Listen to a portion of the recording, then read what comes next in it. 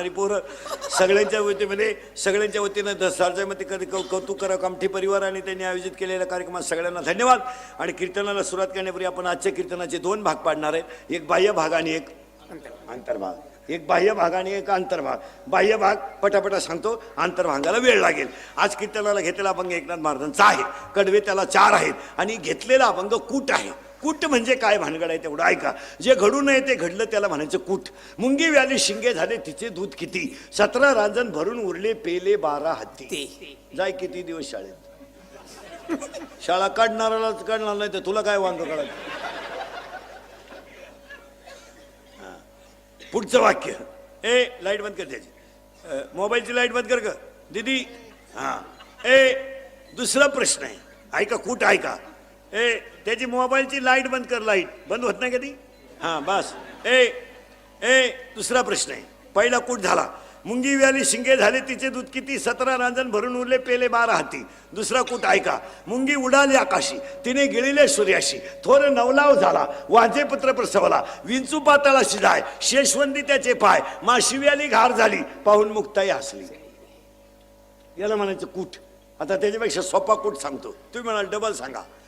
आईबाप ते जिवेच मारावे पाय धरावे बायकाचे.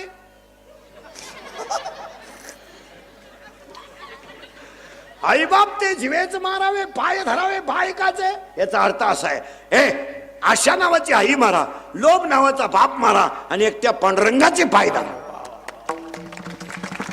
आशा नावाची आई मारा, त्याला म्हणायचं कूट. आणि आजच्या कीर्तनाला घेतलेला अभंग कूट आहे. कूट किचकट असतो पण कूट अभंग आहे, कारण देवीची यात्रा आहे म्हणून देवीशी निगडीत अभंग आहे. आता ही देवी कोण, आपल्याला एक पायची बाह्य रंगात आणि एक पायची अंतरंगात. तुम्हाला आतमध्ये सापडून देणार, बाहेरही सापडून देणार, दोन्ही बाजूला सापडून देणार. फक्त तुम्ही बोलत जायचं. या बाईचा, या देवीचा पती आहे भगवान शंकर, हिचा मुलगा आहे कार्तिक स्वामी आणि गणपती बाप्पा, हिचा बाप आहे राजा दक्ष, हिचा बाप आहे हिमालय.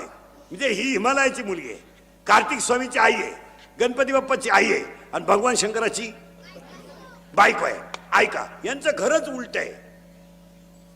कसं घरी ऐका, बाप फिरायला नंदीवर, पोऱ्या फिरायला उंदरावर. बापाच्या गळ्यात साप, पोराच्या गळ्यात हार. आणि महाराष्ट्रातलं या जगातली पहिलं महिला आरक्षण जर कोणी काढलं असेल, आता हे राजकारणी काही तापा आणू द्या, पण पहिलं महिला राजकारण जर कोणी आणलं असेल आरक्षण तर भगवान शंकरानं.